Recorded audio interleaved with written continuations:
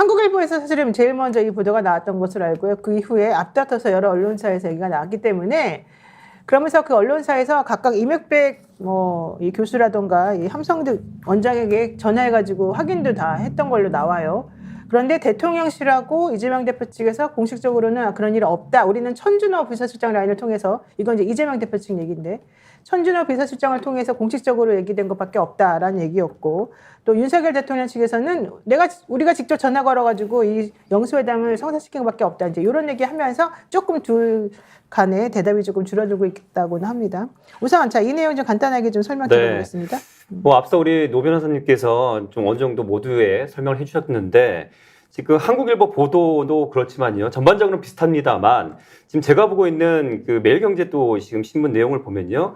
일단 그 전에 그 영수회담이 어떻게 진행됐는지에 대한 좀 얘기가 좀 있습니다. 임혁백 고대 명예교수가 그 매경 통화에서 이렇게 얘기했다고 해요. 윤 대통령이 이 대표와 대화할 의향이 있다는 것을 함성득 경기대 정치전문대학원장을 통해 전해달라고 했다. 처음에 이렇게 된 거고요. 그리고 두 분 사이에 대화 통로가 마련돼 있지 않아서 우리가 메신저 역할을 했다. 이렇게 밝혔다고 합니다. 그리고 함 원장이 윤 대통령의 의사를 임 교수에게 전하고 임 교수가 이 대표를 이재명 대표죠. 직접 만나서 전달했다는 것이고요.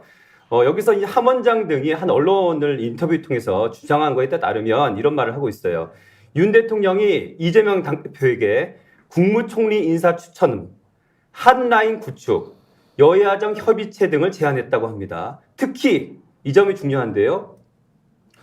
윤 대통령이 대장동 개발 특혜 의혹 등의 그 이재명 대표 수사는 결국 문재인 정부에서 시작된 게 아니냐라고 얘기하면서 차기 대선에서 이재명 대표의 경쟁자가 될 만한 인사를 대통령실 인선에서 배제하겠다라는 등을 언급을 했다는 게 놀랄 일이지 않겠는가. 그래서 이게 물밑작업 얘기가 나오는 거고 또다시 박근혜 정부 이후에 비선 얘기가 또 나오게 되는 부분인 것 같습니다. 네, 전평론가님 좀 취재한 거 얘기 좀 해주시죠.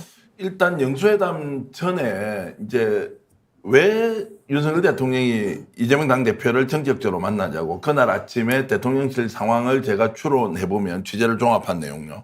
갑자기 와서 이재명 당대표한테 전화 연결해봐. 뭐 때문에 그러십니까?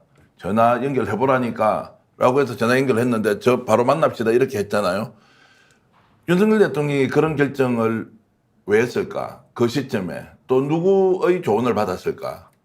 정책 라인, 참모 라인에서는 전혀 몰랐단 말이에요. 그러니까 자 이재명 당대표는 그러시죠. 제한 8번 했는데 9번째 만나는 거 나쁘지 않지 않습니까? 그 만나자고 했는데 왜 만나자고 했는지 의제가 없는 상황에서 갑작스럽게 일이 벌어진 거예요.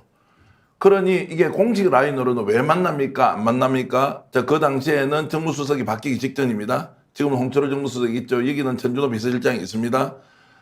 우회적으로 누군가 나서서 왜 윤석열 대통령이 이재명 당대표를 만나자고 했는지 이재명 당대표 쪽에서는 임혁백 공관위원장 그리고 함성득 전 고려대 교수, 고려대학교 아마 제자 간의 그다음에 교수 간의 관계가 있죠.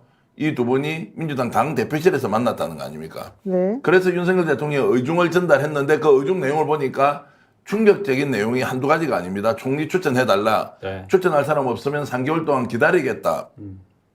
우리 같은 처지 아니냐 수사받고 있는데 마치 대장동 사건을 비롯한 지금 현재 이재명 당대표의 사법 리스크를 해결해 줄 것처럼 했다. 자 여기까지 보면 왜 그러면 그 내용을 임혁백 교수가 윤석열 대통령 편에서 얘기를 했느냐. 거기에 대한 반대급부는 뭐냐. 저희들이 이미 노영희 변호사하고 방송할 때 이런 얘기 했죠. 왜 갑작스럽게 윤석열 대통령이 전화를 해서 했을 것이냐.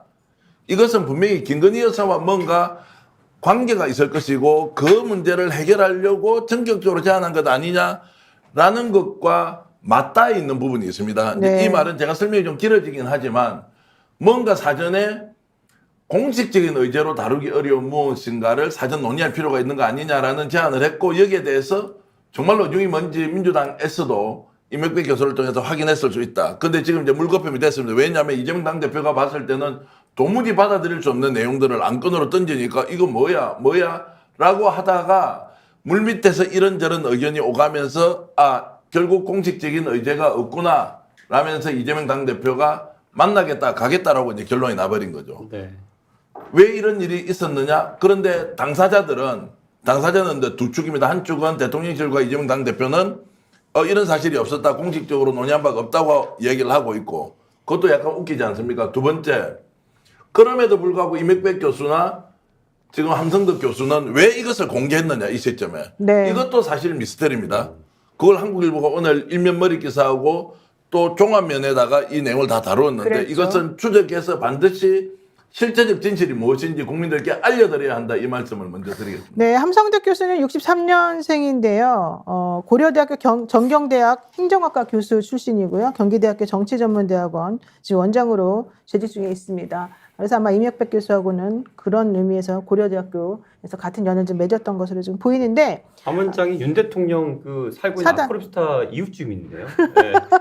사단법인 네. 한국대통령학연구소 이사장입니다. 윤 대통령 가족과 친분이 깊다고. 그 함성덕 교수가 전에부터 윤석열 대통령하고는 특별한 관계가 있고 같이 살고 네. 좀 더 네.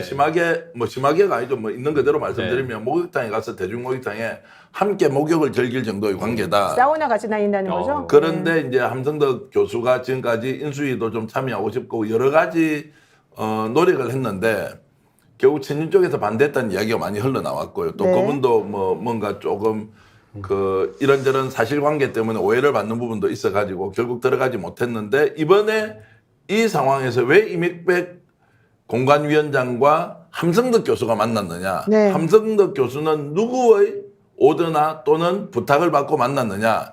이게 애매한 게 있습니다. 그 아크로비스타가 있죠.